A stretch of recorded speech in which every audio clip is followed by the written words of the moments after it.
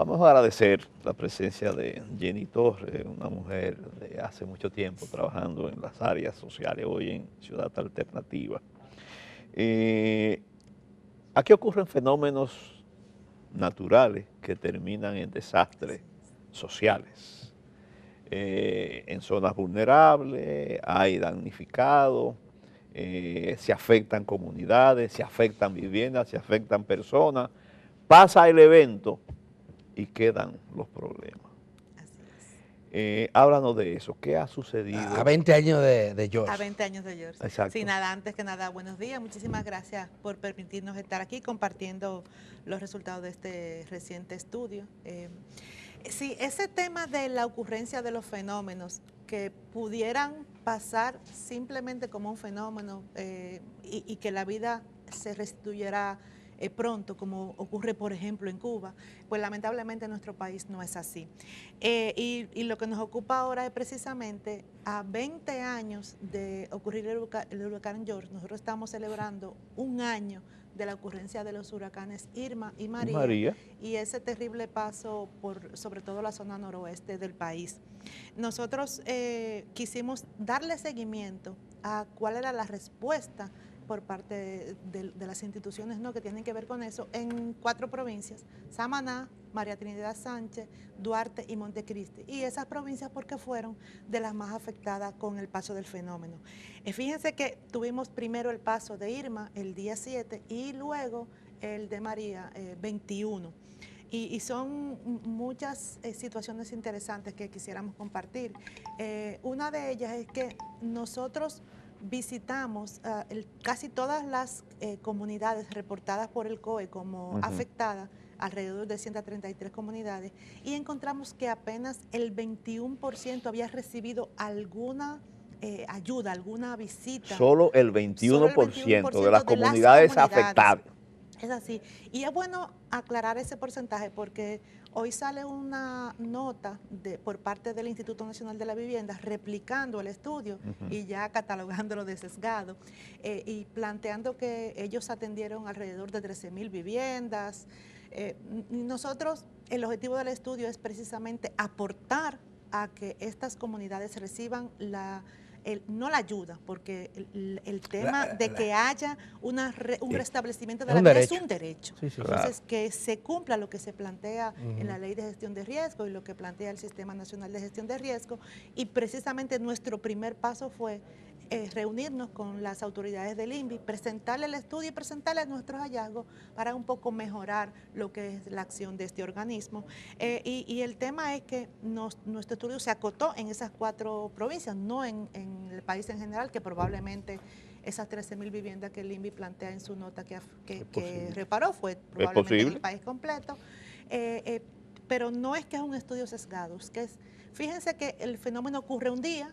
Las autoridades, lo que nos dice el estudio es que estuvieron dándole seguimiento hasta probablemente una semana, 2 o 3 semanas más, y ustedes saben que la vida de las personas va cambiando poco a poco.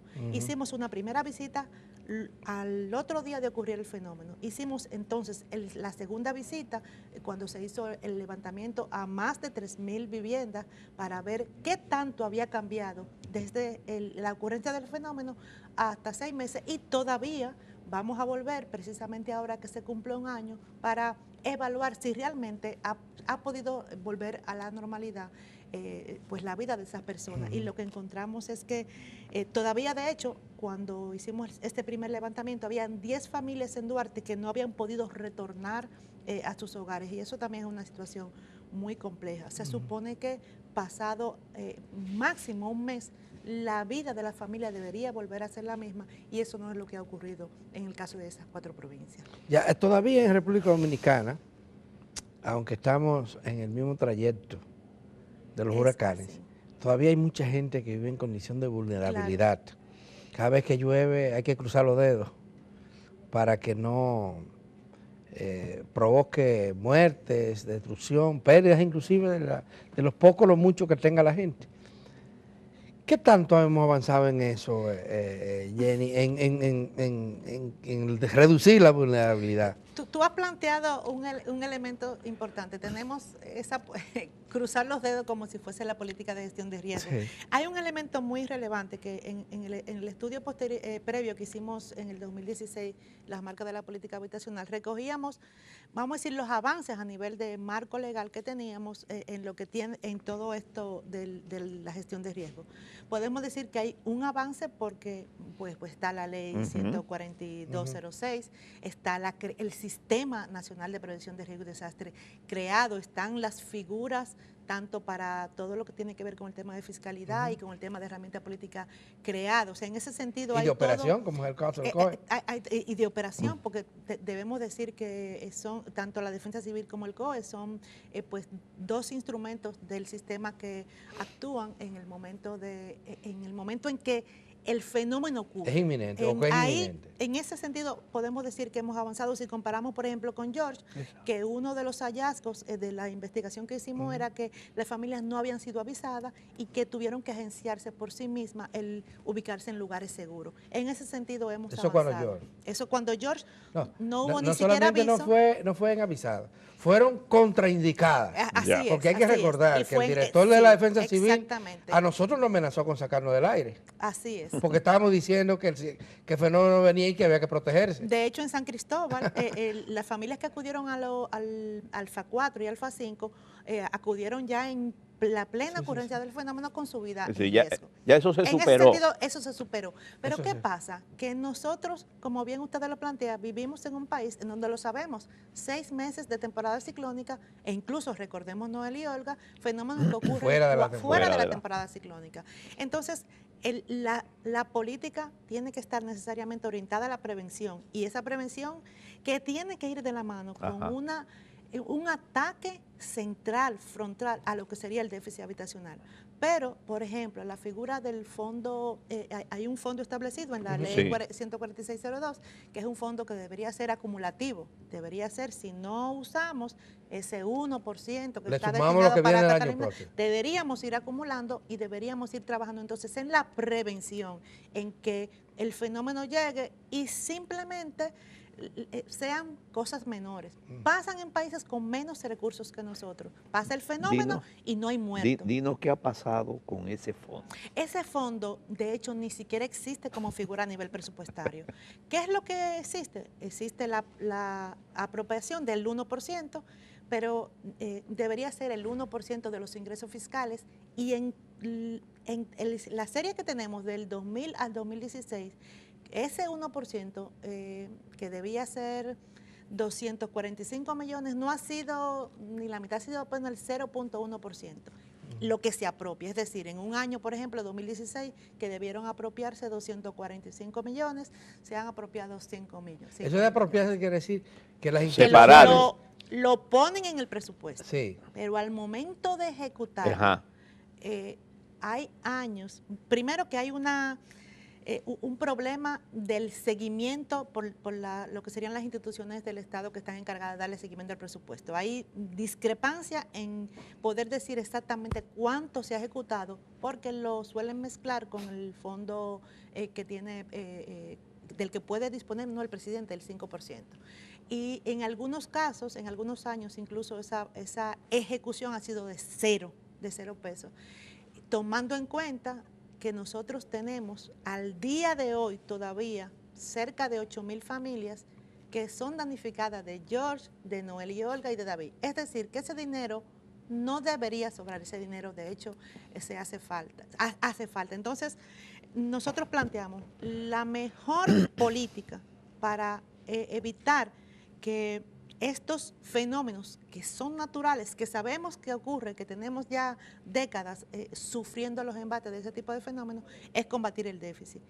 Un ejemplo importantísimo es que ahora mismo esta auditoría nos revela que hay viviendas que fueron intervenidas cuando pasó el fenómeno Irma, que fueron reparadas por el INVI y que fueron destruidas posteriormente por María. Y no puede ser que desde el propio Estado estemos promoviendo una construcción con una técnica constructiva insegura, y aún las viviendas que se repararon y que se mantuvieron de pie, es solo el cascarón. si puedes y la, ver en el y la estudio, pintura exterior. sí, en muchos casos la reparación consistió en la pintura exterior y en otros casos, fíjate ¿qué pasa? La gente construye como puede y la gente no construye con una técnica adecuada y probablemente con materiales inadecuados. Entonces, otra de las ayudas que recibió la gente fue que el INVI le entrega materiales para que entonces la gente construya. ¿Qué es lo que estamos diciendo? Ocurre un fenómeno porque hay una técnica no adecuada, porque hay materiales no adecuados, porque están en lugares no adecuados. Y si las propias instituciones del gobierno entregan materiales o reparan en lugares no adecuados, estamos diciendo que... Ese es el problema, ese es el centro del problema. Exacto. ¿Cómo el Estado puede resolver esa situación de vulnerabilidad en que vive la gente? Porque el que vive en una casa que cualquier brisa se la puede destruir. Exacto. O en un lugar que cualquier lluvia, porque aquí ni siquiera son los huracanes. Ni siquiera huracanes, así una es. Lluvia grande te inunda un sector. Esas personas están en... Pero el Estado ya no tiene programa de vivienda, de construcción de viviendas para tiene clases populares. Tiene pocos, precisamente por eso, ya lo advertíamos en el estudio de las marcas, ha movido un poco el perfil hacia donde están orientados los programas de vivienda, a esa clase media baja, clase media, y los proyectos en los cuales realiza el INVI, que son... El INVI es la única institución. En mayor vulnerabilidad no son clase media, no, ni exactamente, clase media baja, ni nada. Precisamente, muchas veces son indigentes. Muchas veces ni siquiera pobres familias que están en la indigencia. Entonces ese es el tema y que para eso no hay programas. Y el INVI es... es la única institución del Estado que ejecuta programas para población muy empobrecida, es la única, y recibe unos fondos insuficientes. Pero no está construyendo vivienda. No está construyendo, está reparando, y las reparaciones son muchas veces accesorias, y eso es un problema. Porque hay lugares muy aquí grave. que tenemos tantos años oyendo la misma situación, Eso, ahora en los guandules pensamos que se iba a hacer lo mismo de la Barquita, no se ha hecho lo mismo. No se ha hecho lo mismo, y eso también es lamentable porque se trata de una zona que tiene muchísimo tiempo esperando una solución integral, y existió como esa ilusión cuando se anunció que iba a ser una intervención integral, pero lamentablemente lo que estamos haciendo es reubicando el déficit, porque al momento en que le decimos a la familia, en que yo te llevo donde tú quieras, y lo que las familias están yendo o a estar en condición de allegamiento, o sea, estar arrimado, como le decimos comúnmente, o se van a agenciar una vivienda en otro lugar vulnerable. O sea, estamos delegando el derecho a la vivienda que debe ser ejecutado por el Estado a que lo ejecute la familia que aunque le entregues 200,000, 250,000 pesos, sabemos en qué se convierten. En algunos casos que el Estado también ha intervenido para tratar esos problemas, lo ha hecho no de la mejor manera. Conocemos el caso del Bajo de Yuna.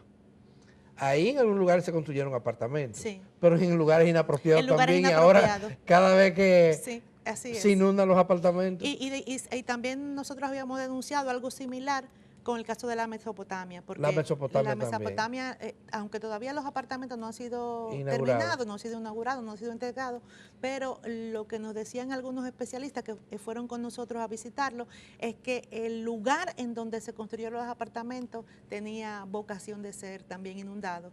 Es decir, que estamos construyendo una solución que realmente no termina con el riesgo de manera definitiva. ¿Cómo es posible que, sabiendo que históricamente han sucedido desastres, es decir, fenómenos naturales convertidos en desastres, el Estado Dominicano no toma eso como información privilegiada para evitar que se repita? Eso es algo que es incomprensible, porque existen incluso de parte del propio Estado estudios suficientes como para tomar eso como una emergencia. Y el mismo hecho de que nosotros tengamos, a pesar del cambio de metodología, porque saben que recientemente hubo un cambio de metodología que de tener 2 billones de vivienda en déficit, pues ahora solamente tenemos 1.300.000. La metodología de cálculo disminuyó. Pero a pesar de ser una metodología con la cual no estamos de acuerdo, pero fíjense que coloca al 50% de las viviendas en República Dominicana en déficit habitacional. O sea, aún con esa reducción, que es una reducción, nosotros decimos que forzada, sigue siendo un problema central, sigue siendo un número como para declarar la sectorial vivienda en emergencia, pero la respuesta, porque es que nosotros no vamos a terminar con el problema del riesgo si no hay, lo quiero reiterar eso, si no hay un ataque al problema del déficit habitacional, porque es que en el caso de las viviendas construidas por el INVI, porque el INVI prácticamente no tiene recursos, en el año 2017 se le asignaron apenas 500 millones de pesos, que es mucho menos que lo que, por ejemplo, se utilizó para el apoyo a la construcción de Ciudad Juan Bosch. Si seguimos construyendo... Y mucho menos que lo que se invirtió en esas torres que se construyó el Estado. La famosa Torre del Progreso. Del Progreso de ahí, de la Luperón. De la Luperón, exactamente, muchísimo menos. Eso es una barbaridad. Y el tema es que mientras sigamos construyendo con esos pocos recursos, las viviendas que se construyeron ahora, por ejemplo, después de Irma y María, fueron madera y zinc unidas con clavos, que no es una técnica constructiva adecuada para viento, que puede ser adecuada para terremotos, pero no es el terremoto el problema central, la amenaza central, y tenemos que encontrar una técnica constructiva que combine pues las amenazas en esos dos elementos, y como país no acabamos de tomar esa decisión y seguimos invirtiendo 0.03% en vivienda, y así no vamos a tener respuesta. Jenny Torres, muchísimas gracias. Gracias a ustedes por la invitación. Porque se nos ha acabado el tiempo para seguir dialogando contigo y también con las audiencias, porque hasta aquí llega esta entrega de este lunes de 1+1. Les invitamos a que nos acompañen mañana, como siempre, en otra entrega del programa. Mañana, desde las 6, estaremos aquí.